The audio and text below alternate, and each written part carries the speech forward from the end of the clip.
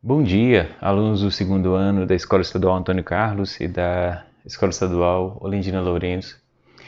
Espero que todos vocês estejam bem e que essa semana seja uma semana produtiva para todos nós. Antes de começarmos a nossa aula de hoje, já justifico para vocês duas coisas. Primeiro, que vocês viram que o ambiente aqui não é o escritório da semana passada. Estou no processo de mudança, então por isso assim, estou num escritório aqui meio improvisado. Primeiro ponto. Segundo ponto importante. Na semana passada eu disponibilizei para vocês um formulário e corrigi já alguns. Não respondi todos ainda, mas hoje eu vou responder todos, devolvendo então o formulário já corrigido. Algumas observações. Alguns de vocês não vão tirar nota nenhuma no último formulário porque responderam lá um pontinho, colocaram a pergunta no lugar da resposta, não responderam o texto, não responderam as perguntas. Por isso, então, vão automaticamente ficarem zerados, tá certo? No que foi realizado. A gente está aqui para aprender, a gente não está aqui para brincar, e eu preciso desse comprometimento de vocês. Essa semana as nossas perguntas serão todas fechadas. Uma observação. Tentem não pegar da internet, gente, porque eu já olhei os gabaritos da internet e alterei as respostas para que elas pudessem, de certa forma, mesurar um pouco o conhecimento de vocês. Por isso, então, assim, não fiquem presos à internet, tá? Tentem fazer por conta própria e tentem acertar também as questões. Outro ponto a nível de esclarecimento é que hoje eu não vou disponibilizar para vocês minha tela, não vou projetar minha tela para vocês verem.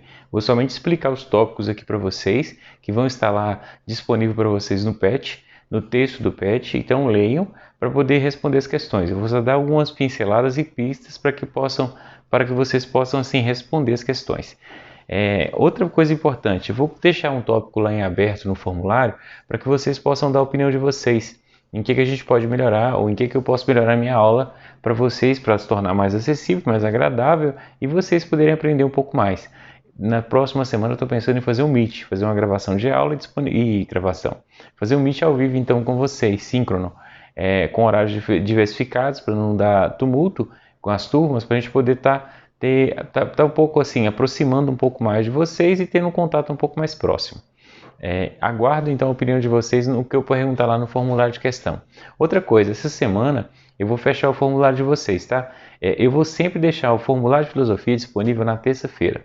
Caso estejam trabalhando, eu vou deixar terça-feira, eu vou abrir cedo e vou fechar ele só quarta-feira cedo. Então, os meus trabalhos vocês farão obrigatoriamente somente na terça-feira. Se não for na terça, não farão os trabalhos. Bom, o tema de hoje é uma recapitulação ou relembrar o que nós estudamos semana passada. Semana passada a gente viu diversos tipos de saber. Essa semana o autor está querendo focar aqui mais em um saber que seja estritamente científico. O que é bem interessante e assim eu tenho que me segurar um pouquinho para a gente acabar não se envolvendo muito no viés político. Mas assim, recapitulando, primeiro ponto da aula passada. Da aula passada nós vimos diversas formas de conhecimento e de saber, desde o conhecimento vulgar ao conhecimento científico ao conhecimento filosófico. Hoje o PET orienta a gente a pensar um pouquinho o que seria uma atitude científica. A ciência está baseada na razão, no fato, naquilo que é provado cientificamente, não aquilo que eu acho, não aquilo que eu acredito, não aquilo que eu penso, não aquilo que seja a minha opinião. A minha opinião é uma caixinha que deve ser guardada para mim e não ser exposta, às vezes, para os outros como se fosse conhecimento científico. Ciência tem que ser verificada, provada e experienciada, tá certo? Não é porque eu acredito que isso vai dar certo que eu simplesmente vou fazendo isso, não. Eu tenho que provar isso. O exemplo que eu dou sempre da ciência é a gente lembrar que ela vai ser sempre exata e vai ser sempre possível de ser repetida. Exemplo, se eu colocar uma água para ferver, ela vai sempre ferver a 100 graus Celsius. Dependendo da altitude, ela vai ferver a 98, 97.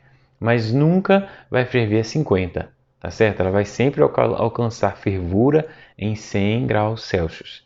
Isso é ciência. Ah, não, vamos fazer tal coisa que isso dá certo. E aí quando deu certo para fulano, mas não deu certo para ciclano, tá certo? Isso não é ciência. Isso é achar, isso é ter fé, isso é qualquer outra coisa, menos ciência. No PET, a autora destaca lá umas características que são importantes para que a gente possa entender o que é um conhecimento científico. Primeiro, ele tem que estar sempre abordando o enunciado de um problema. Primeiro, um fato. Nós estamos vivendo aqui a crise do Covid-19.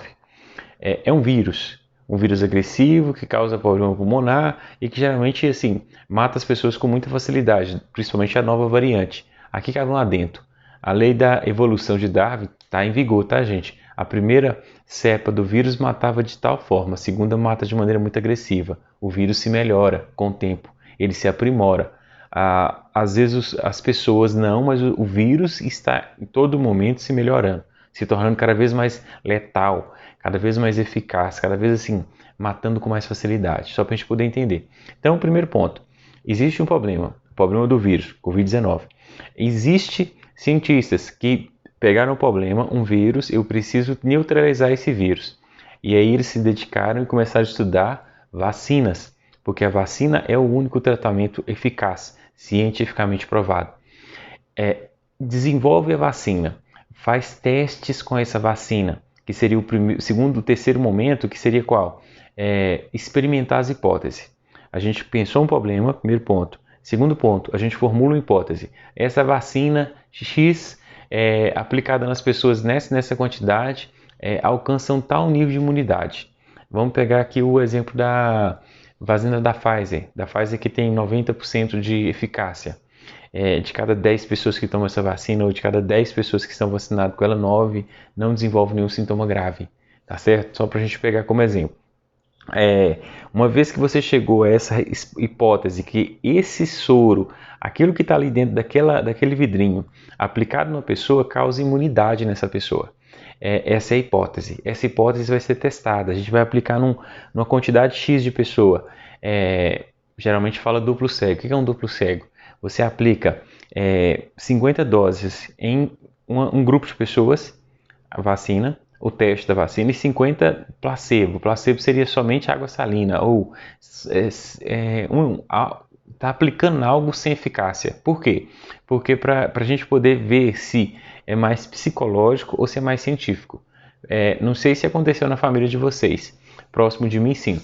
Algumas pessoas tiveram assim, a suspeita de estar com Covid e elas ficaram sentindo todos os sintomas. Então a mesma coisa se a pessoa às vezes toma uma vacina e ela acha que vai ficar imune, então automaticamente ela pode desenvolver todos os efeitos. Então por isso que existe o duplo cego. Dá para tanto pessoas dá para pessoas, cada 100 voluntários, por exemplo, 50 tomam vacina e 50 tomam placebo. Mas ninguém sabe se tomou vacina ou se tomou placebo. Só para a gente poder entender. Só os cientistas sabem.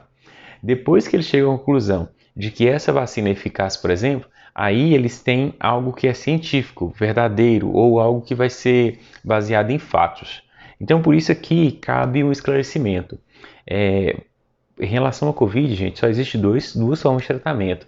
Até o Attila Yaraline já falou isso, que é ou a vacina ou o cuidado. As outras coisas que nós ouvirmos não tem embasamento científico. Eu posso acreditar? Posso. Eu posso fazer? Posso. Mas existe algum embaso, existe alguma eficácia científica nesses experimentos, falas, amostras que a gente às vezes tem acesso? Não. Então, se eu estou com ciência, automaticamente eu vou sempre me embasar nesses dois pontos. Máscara e...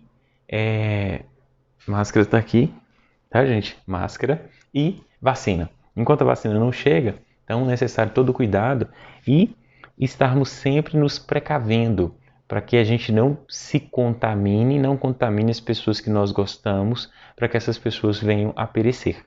Então, um ponto importante é a gente saber utilizar da ciência no nosso cotidiano para poder aprimorar a nossa vida. A ciência vem para somar e vem para acrescentar mais para a vida humana, não para diminuir e tolher.